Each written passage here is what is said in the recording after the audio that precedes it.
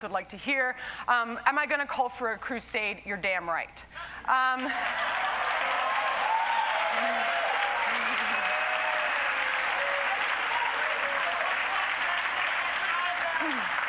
Now, in the event any of the journalists don't feel like pulling out their dictionary, I'll just let you know. To crusade is a verb, and it means to be engaged in an energetic and organized campaign. Not just military, although I'll say, hey, if you're a Christian and you want to take up arms and help in the fight against ISIS, you do it, baby. But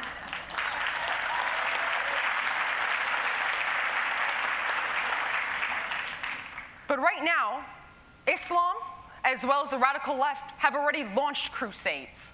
And I am extremely interested in launching a counter-crusade, thank you very much. I'm not afraid to say it. So often we're told, love your neighbor like yourself, as a reason to take in refugees, as a reason to open up your backyard, as a reason for self-sacrificial love, as a reason to put your neighbor before yourself. But you'll understand, as a Christian, reading this, love your neighbor as yourself. God commands us to love ourselves as well. And right now, we have failed within the body of Christ. We absolutely have. We have not been looking after our brothers and sisters the world over. There is a genocide of Christians occurring right now in the Middle East, and no one is talking about it. 322 Christians are killed for their faith.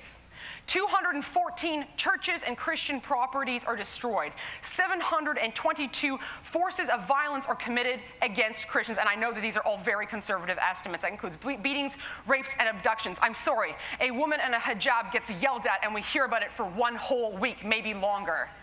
People are literally being slaughtered and no one will talk about it in the media or in our politics. 215 million Christians, that's 10% of our global population of Christians worldwide, are socially disadvantaged, harassed, actively oppressed, or even killed for their beliefs. You think about that. Think about your own congregation. 1 in 10 of you would be persecuted if you lived somewhere else in very serious ways. And of the 10 most dangerous places to be a Christian, 9 of those places are Muslim countries. The other one is North Korea, by the way. Islam and their global caliphate have never stopped fighting the war. There are 109 verses that call for Muslims to war with unbelievers in the Quran. The Bible right now is banned in 52 countries. It is illegal to own a Bible. Guess how many countries it's illegal to have a Quran? Bingo! This is a holy war for Islam. They're not just coming for our health care, right? They're coming to break the cross. What was ISIS's first move? They went to the houses of Iraq after they overthrew the army there, and they painted this sign on the houses of all the Christians. It's an Arabic letter, like N, Nun, for Nazarene. The first thing that they did is they singled out the Christians. Next slide. So, big picture Christians in the Middle East. And I'll remind you that before Muhammad, there were a lot of Christians in the Middle East. It was the home of Christianity and Judaism. Christians there for nearly 2 millennia, they prospered, they had businesses, they traded freely. And by and large, there was peace among the religions and, the Gentiles alike, so to speak. Right now, in more modern day statistics, we've gone from 20% Christianity in the Middle East to 4%, and that is a generous percentage. In Lebanon, which is really seen as the highest percentage of Christianity, they've gone from 80 to 40%. That's a halving in recent years. That's crazy. Syria, which is about 10% Christian, guess how many Christians the U.S. allowed in as part of their Syria refugee policy? 2%. That was it. 98% of them were Sunni Muslim.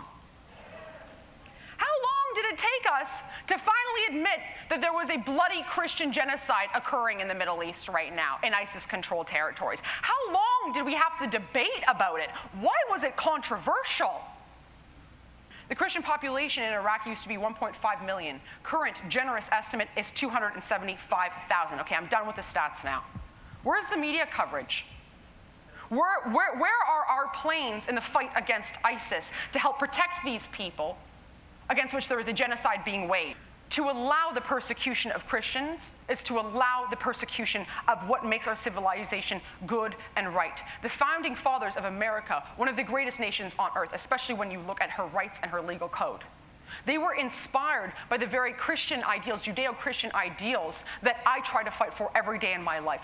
Personal responsibility. Thank you.